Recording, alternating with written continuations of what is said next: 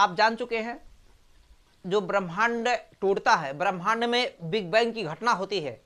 इस big bang के बाद में हमारे पास क्या आ गया है? नेबुला। क्या आ गया है? नेबुला। नेबुला मीन्स क्या होता है? निहारिका। क्या होता है? निहारिका। ये नेबुला जो है क्या है? नेबुला क्या है? निहारिका क्या है? गैसों का पुंज है। गैसों का पुंज। गैसों का क्या है? पुंज। नेबुला गैसों का पुंज है। कहां से आया है? इस बिग बैंग से। बिग बैंग कहां से संबंधित है? ब्रह्मांड से। ब्रह्मांड मतलब कॉस्मोस। ब्रह्मांड मतलब कॉस्मोस। अब अगर पूछ लिया जाए कि ब्रह्मांड का अध्ययन किसमें किया जाता है, तो कॉस्मोस से शब्द से बनेगा। कॉस्मोस माने होता है ब्रह्मांड, कॉस्मोस, तो कॉस्मोस में कॉस्मोलॉजी। कॉस्मोलॉजी। ब्रह्मांड का अध्ययन किसमें किया जाता है? कॉस्मोलॉजी में। कॉस्मोलॉजी मीन्स ब्रह्मांडी विज्ञान। क्लियर हो गया? तो इस ब्रह्मांड जो टूटा, ब्रह्मांड मतलब महाविस्फोट हुआ, बिग बैंग। बिग बैंग से नेबुला, अनेक चीजें निकली थी जिसमें हमने नेबुला, हमको नेबुला काम है। नेबुला क्या है? गैसों का पुंज है। नेबुला क्या है? गैसों का पुंज। इसी गैसों के पुंज से, इन्हीं गैसों के पुंज से अर्थात नेबुला से तारों का निर्माण हुआ। किसका निर्माण हुआ? तारों का निर्माण। तारों का निर्माण। ब्रह्मांड कब टूटा था? ब्रह्मांड कब सिकुड़ा था? 15 अरब वर्ष पहले सिकुड़ना शुरू हुआ और 13.5 अरब वर्ष पहले टूटा है। टूटने के बाद में चूंकि जब ब्रह्मांड विस्फोट हुआ है तो पूरे ब्रह्मांड में गर्मी ज्यादा रहा होगा। विस्फोट के बाद में गर्म होता है, ताप ज्यादा रहेगा, गर्मी बहुत ज्यादा रहेगा, तप्त रहेगा। तो तुरंत जब तप्त ज्यादा रहेगा, गर्मी ज्यादा रहेगा, जो भी गैसें हैं क्रिया नहीं करेंगी। अब क्रिया नहीं करेंगी, संलग्न नहीं होगा, न्यूक्लियर फ्यूजन नहीं होगा। क्लियर हो रहा? काफी अरबों वर्ष लगा होगा। शीतलीकरण की प्रक्रिया शुरू होगा धीरे धीरे। शीतलीकरण मतलब कूलिंग की प्रक्रिया, ठंडा धीरे धीरे होगा वातावरण, एटमॉस्फेयर धीरे धीरे ठंडा होगा। जब यानी कि ठंडा हो जब शुरू होगा, शीतलीकरण जब शुरू होगा, शीतलीकरण की प्रक्रिया जब शुरू होगा, कूलिंग की प्रक्रिया जब शुरू होगा, तो आज से लगभग 9.5 से लेकर 10 अरब वर्ष पहले ये तारों का निर्माण शुरू होता है। 9.5 to 10 अरब वर्ष पहले, अरब वर्ष पूर्व, आज से लगभग 10 अरब वर्ष पहले तारों का निर्माण जो शुरू होता है वो प्रथम पीढ़ी का तारा है। प्रथम पीढ़ी का तारा, ये जो प्रथम पीढ़ी का तारा जो शुरुआत में तारा बना है, आज प्रौढ़ावस्था में पहुंचा होगा। किस अवस्था में पहुंचा होगा? प्रौढ़ावस्था में पहुंचा होगा। जो शुरू में बना, आज से लगभग 10 अरब वर्ष पहले जो तारों का निर्माण हुआ वो प्रथम पीढ़ी का तारा हुआ। प्रथम पीढ़ी के तारों के बाद में, प्रथम पीढ़ी के तारों के बाद में धीरे धीरे द्वितीय पीढ़ी का तारा बना होगा। द्वितीय पीढ़ी का तारा, ये जो द्वितीय पीढ़ी का तारा बन रहा है, इसी तारे के निर्माण में दूसरी पीढ़ी का तारा बन रहा है। दूसरी पीढ़ी का तारा बन रहा है। और ये टॉपिक इसका नहीं है कि तारे क्यों टिमटिमाते हैं।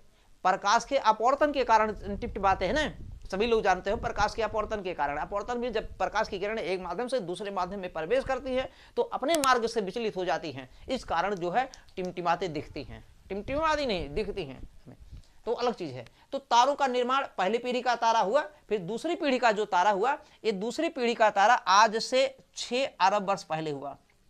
6 अरब वर्ष पूर्व दूसरी पीढ़ी का तारा 6 अरब वर्ष पहले हुआ। जो ये 6 अरब वर्ष द्वितीय पीढ़ी का तारा बना है, ये इस समय युवावस्था में है। ये जो शुरुआत में बना था, ये इस समय प्रौढ़ावस्था में है। हमारा जो सूर्य है एक तारा है। हमारा सूर्य क्या है? एक तारा है। इट मीन्स सूरज में भी हाइड्रोजन है। इसके तारों के बनने में क्या है? हाइड्रोजन। हाइड्रोजन का क्या हो रहा है? संलयन हो रहा है। हाइड्रोजन के क्या हो रहे हैं? संलयन हो रहे हैं। और कौन है इसमें? प्रोटियम, ड्यूटेरियम और tritium. Protium, deuterium and tritium. It means नाभिकीय न्यूक्लियर फ्यूजन हो रहा है। न्यूक्लियर फ्यूजन, इट मीन्स नाभिकीय संलयन। कैसा है? अनकंट्रोल्ड, अनियंत्रित है। तो हमारा सूर्य युवा अवस्था में पहुंचा है, दूसरी पीढ़ी का तारा है ये। इसके बाद में भी आज भी तारों का निर्माण जारी है। तीसरी पीढ़ी का तारा आज जो है तीसरी पीढ़ी का तृतीय पीढ़ी का तारा ये आज भी निर्मित है। क्लियर हो रहा? और जो आज निर्मित हो रहा है ये अभी शैशवा अवस्था में है, शैशवा अवस्था में। क्लियर हो रहा? शैशवा अवस्था में जो तारे, इसका मतलब जो तारों का जीवन चक्र है, तारों का जीवन चक्र है, शुरुआत में जो तारा बना प्रथम पीढ़ी का, इस समय प्रौढ़ावस्था में पहुंचा है लगभग में। इसके बाद में जो लगभग 6 अरब वर्ष पहले तारा बना आज से, वो दूसरी पीढ़ी का तारा है, युवा अवस्था में पहुंचा है। सूरज हमारा इसी अवस्था में है। और आज भी तारों का निर्माण जो तीसरी पीढ़ी का तारा बन रहा है वो शैशवा अवस्था में है। इसका मतलब तारे में 3 चक्र बन रहे हैं, शैशवा अवस्था, युवा अवस्था और प्रौढ़ावस्था। इसका मतलब तारे जो है वो भी अपने जीवन काल में, इसका मतलब जो शैशवा अवस्था में आया है वो तारा अंत में मरेगा, डाइड होगा, अर्थात टूटेगा, विस्फोट उसमें होगा। मरने का मतलब क्या? टूट जाएगा, विस्फोट हो जाएगा।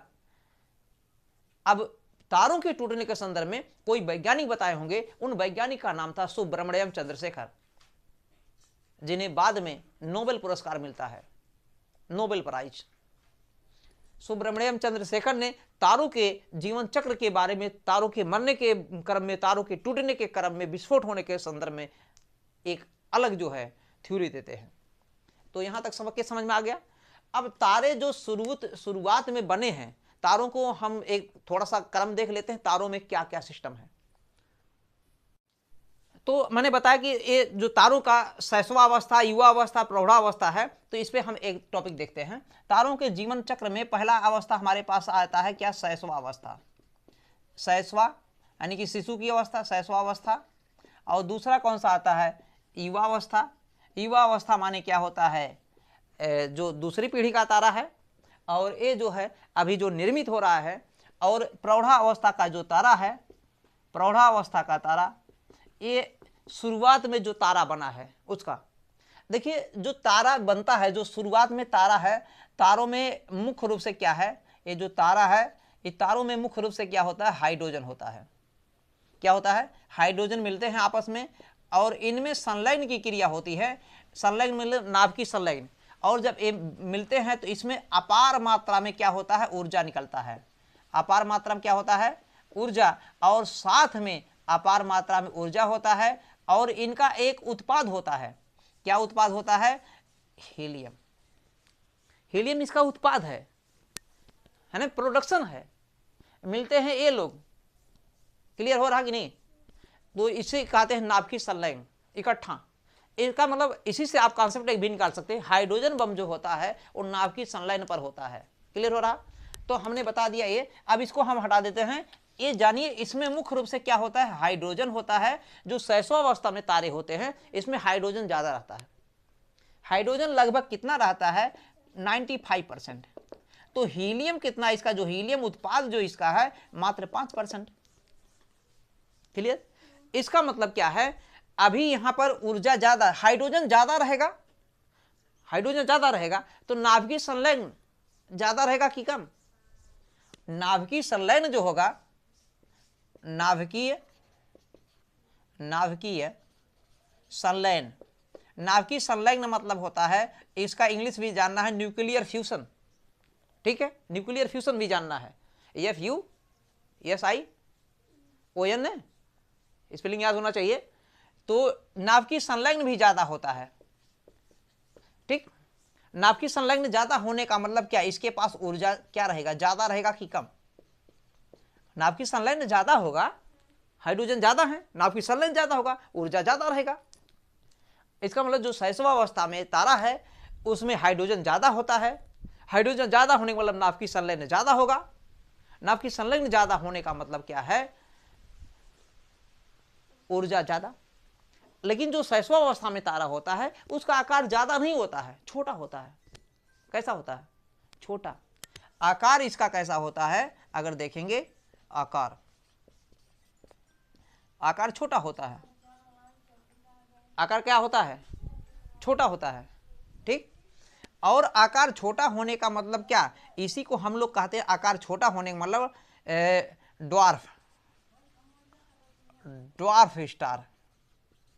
ड्वार्फ स्टार मतलब वामन, वामन तारा, बौना। वामन मतलब ड्वार्फ माने क्या, बौना।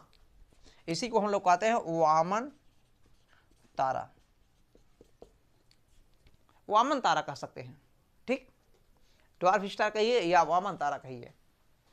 तो सहस्वावस्था में हाइड्रोजन ज्यादा होगा, नाभिकीय संलयन ज्यादा होगा, ऊर्जा ज्यादा होगा, लेकिन आकार छोटा होता है। आकार छोटा का मतलब क्या हो गया, ड्वार्फ स्टार। ड्वार्फ स्टार का मतलब होता है, ड्वार्फ माने होता है बौना, वामन, छोटा। क्लियर हो रहा। इसकी तुलना में ये जो है इसमें हाइड्रोजन लगभग 30% हो जाता है और हीलियम जो है 70% हो जाता है ना। क्लियर। तो इसी के एक मीडियम में एवरेज में आ जाएगा। हाँ, इसका रंग कैसा होता है, अगर रंग की बात करेंगे, इसमें रंग जो होता है, रंग कलर जो होता है नीला।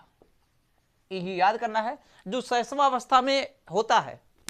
सहस्वावस्था में हमने कैसे याद किया है, कैसे याद रहता है, ज्यादातर जैसे देखिए जो बच्चा उच्चा जन्म लेता है छोटा, वो हल्का हल्का नीले कलर में रहता है, हल्का हल्का।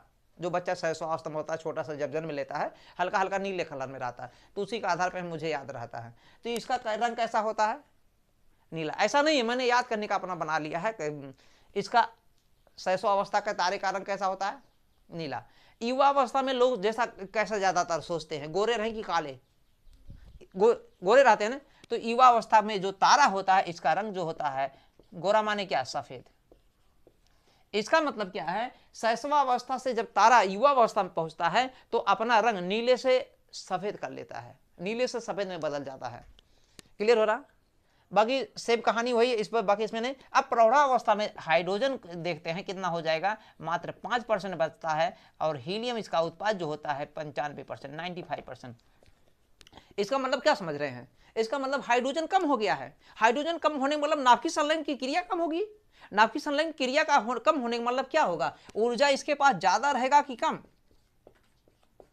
नाभिकीय संलयन, हाइड्रोजन कम है, नाभिकीय संलयन कम होगा।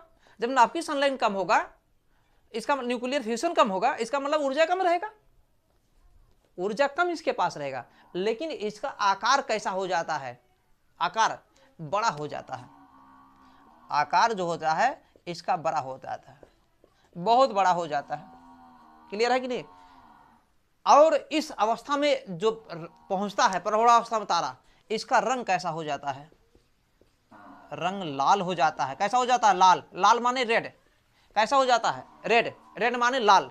इसका रंग लाल हो जाता है। कैसा हो जाता है, लाल। आकार बड़ा है और रंग लाल है, इसलिए इस प्रौढ़ावस्था के तारे को हम लोग कहते हैं red giant. Red giant. Red giant का मतलब क्या होता है, लाल दानों। इसी को हम लोग हिंदी में कहते हैं लाल दानों। लाल दानों, लाल इसका रंग है। इसका रंग कैसा है, लाल। प्रौढ़ावस्था में जब तारा पहुंचता है लाल रंग का होता है और बड़ा आकार होने के कारण, बड़ा आकार किसका होता है, जाइंट। जाइंट का मतलब क्या, रसस, दानों। इसलिए इस प्रौढ़ावस्था के तारे को लाल दानों कहते हैं। लाल दानों का मतलब रेड जाइंट। क्लियर हो रहा कि नहीं। तो यहां पर क्या था, ये जो सहस्वावस्था में इसका आकार छोटा है, इसको प्रोटो स्टार कहते हैं। क्या कहते हैं, प्रोटो स्टार। प्रोटो स्टार का मतलब होता है आद्य तारा। आद्य तारा। प्रोटो स्टार का मतलब होता है आद्य तारा। दोनों जानना है।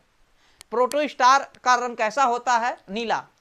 ये सहस्वावस्था का तारा प्रोटो स्टार या आद्य तारा, या इसी को क्या कह सकते हैं, ड्वार्फ स्टार, छोटा है, या वामन तारा कह सकते हैं। वामन तारा में ऊर्जा ज्यादा होता है। यहीं से प्रश्न यूपीएससी ने 2024 में प्रीलिम्स में पूछ लिया था। बड़े बड़े के होश क्या हो गए, ठिकाने आ गए थे। लेकिन जिन्होंने कंसंट्रेट हो करके, अपने माइंड को कंसंट्रेट करके, सोच करके हल किया, वो हल हो गया।